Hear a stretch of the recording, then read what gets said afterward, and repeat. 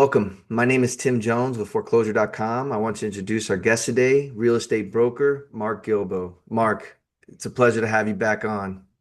Thanks, Tim. I appreciate it. It's awesome. Great to be back. Well, let's get started. So, Florida has long been a dream destination, but has cost of retiring there changed in 2025? I think so. I think there's a lot of expenses or unforeseen expenses coming from COVID Hmm. that people are now experiencing after the fact. And a lot of that's coming from the money printing that happened. Um, Towns and villages, they all spent that money. Now they're trying to recoup some of the money they no longer get. And yeah, I think it's tougher for someone on a fixed income. We deal with a lot of 55 plus communities, and they are on a fixed income. They come here making what, four, five, six, whatever, 10 grand a month. They are noticing it. Yeah. I do see it when it comes to them. How many times they're playing golf, what groceries they're buying, how many times they go out to eat. I'm big time seeing it. Absolutely. Oh, yeah, I think probably across the country, as you said, COVID, I don't think was just isolated in Florida, but definitely. So what's the biggest surprise for most people that don't expect when they move down here? Is it insurance, healthcare, something Um, else? the villages is kind of unique. They're in the central Florida, as you know, north of Orlando, and they don't really get hit too bad by storms here, so the insurance is still okay. So I Hmm. don't think insurance has been a major boost. I think the biggest thing really has been prices. I think they ramped up so much in the villages, and the villages is already anywhere between 10 to 30% overpriced compared to other communities around them, Hmm. and they hold their value better. It's a big community. It's probably number one community in the country when it comes to 55 plus. So I think prices have not corrected enough based on where rates have gone. So when you get a rate of 7%, you still have prices way up. The prices should have come down much faster than they currently are, just to accommodate for the rate. And what people need to understand when it comes to rates and prices, whenever rates go down, prices typically go up to accommodate. Okay. So you're trying to keep the same payment, whether rates are high or low. Hmm. So when rates go up to 7%, prices need to accommodate to keep that mortgage payment the same. That's not happening right now in the first time in history. It's the first time. Wow, that's a great point. Yeah, Yeah, I remember in our last interview, you were talking about how the villages, hold strong in comparison to a lot of the other Florida markets, similar to Miami. So they uh, do. that's interesting. A year later, you're starting to see a little bit of dips, or is it still holding strong? No, I mean, we're seeing slowing sales. I just checked today. The days on markets are up just year over year. July, they're up 24 days longer. Houses are sitting 24 days longer in the market. So Hmm. you're definitely seeing changes across the board. I don't think it's just Florida in general. Yeah. I think it's all 50 states in the country. They're seeing some form of it, whether on a larger scale or a smaller scale. What I do see in the villages and other areas around it is that there's so much inventory. Hmm. Rates are so high that prices should be much lower than what they are today. Yeah. And until that happens, you're going to have a slowing market. You're going to have declining prices, and that's just the way it's going to go. Yeah. No, I think a lot of people are seeing that around the country. Um, I know I've heard you mention a housing loophole that can save retirees thousands. Can you explain that a little bit further? Yeah, I think, one thing you can look at is definitely foreclosures, bank owned properties, tax defaults. There's a lot of way for someone to hop in this market where, I don't like to take advantage of someone who's having difficult times. I don't think that's what it's about. And honestly, I used to do foreclosures. I used to do a ton. I used to do probably 150 a year. I used to manage them for large banks. And I know what people go through. And I used to be in charge, and probably half of them is, trying to work out a solution with the bank and with the client, in the house. So I used to help them try to get them money, help them move. So people are really happy when they can solve the problem and move on from a property where they're constantly being harassed by Mm, the bank and their attorneys. Believe it or not, 99% of everybody is 100% thankful you're helping them. They can get out of their situation. That bodes well for people like investors, yeah, people looking for maybe some discounted properties where the people in these homes weren't able to maintain them. yeah, And I think it's awesome. And I think your site really does a great job of it in the sense of it's all 50 states. You have many ways to see a bunch of different properties. And I say take advantage of it. I think if foreclosures are increasing, you'll probably see that on your site at some point. And they're going to continue to increase as well across the board. yeah. No, I've heard a lot about investors focusing on maybe I think it's called a friendly foreclosure flip, or where you're really helping someone get out of a tricky situation, or even before they get into a foreclosure, you Yeah. know.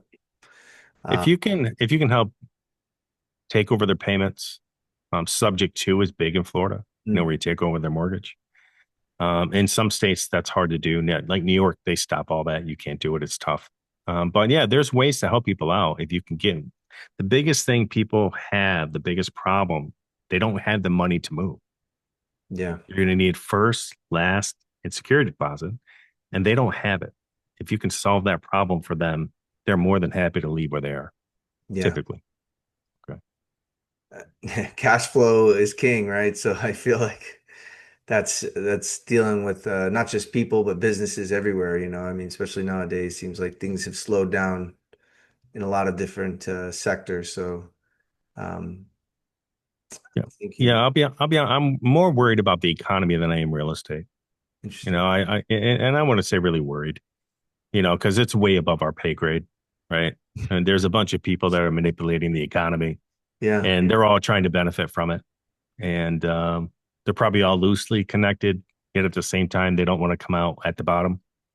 So you're having a bunch of countries around the world now that, could affect everybody right down to your local school board hmm, when it comes to income. So there's things going on around the world today that weren't happening the last time I talked to you a year ago. yeah. Different world in 1 year. The world's changing at a rapid pace, that's for sure. 1 year, man. 1 year, we're not even talking totally different subjects, right? Yeah, yeah, 100%. Um, so where in Florida can people still find affordable homes without sacrificing their lifestyle? Um, I think a ton of rentals right now. I see. I think rentals are great deals. I know Yeah. people want to buy a house, but rentals are still a good deal. There's a ton of inventory. I see builders offering a lot of incentives. Mm, Um, the problem is they may be offering those incentives because their homes are overpriced, right? So you got to watch out for that. But even around us, the villages, they're building a lot. They've slowed, but nowhere near where I thought they would be. But there's a lot of other smaller builders around the villages that are building and they're offering great incentives, reduced rates. And you can get into upgrades, upgrade galore, 15, 20, 30 grand in upgrades. mm, So, new builds are still a halfway decent deal if you're going to buy new because existing homes are still overpriced. yeah, That's the problem. this definitely seems like a problem. Yeah. Um, so why do you think Florida continues to outperform other states for retirement, even with higher housing prices? I think the biggest reason is because you get an income increase right off the bat just by moving here. Mm, So let me give you an example. New York State, okay, we have income tax, right? Florida, you don't have income tax, right? So I could bring my money, my income from New York, live in Florida, and I get a pay increase right off the bat from day one without doing anything. yeah. And then if you look at all the states where a lot of people are coming from, New York, New Jersey, you've got Alaska, Wisconsin, Illinois, Indiana. You have all these states. They're so taxed to the max that people just, they're like, look, I'd rather be in Florida where the real estate prices are dropping because where I am, it's worse. Mm, They're coming from states where they think it's even worse. They come to Florida and they feel like it's cloud nine, as far as I'm concerned. And that's the way they look at it. They could deal with some hot days and a couple mosquitoes for a nice little tax break. Oh, and there's no mosquitoes here. This is cake. And go to New York in summer. That's mosquitoes. They'll Oh, carry you away. I've heard up north there near the. Oh, my backyard's got more mosquitoes than the whole village is 20 miles long. Wow. It's crazy. I did not know that. Thank you. No, it's not bad. Not bad here at all. That's good to know. Yeah. So, how are you using foreclosure.com to find deals that others don't have or don't even know exist? Well, the good thing is, again, you're in all 50 states. A Hmm. lot of people, though, they'll call a local broker, they'll try to get information. And, we've had a previous interview. Like I said on that one, it still holds true today is that I can only look at what I have access to as a realtor. So you can go to any state, any town, any city, any county, and go to your website and find properties that need help. And I don't call them foreclosures, I just call them properties that need help.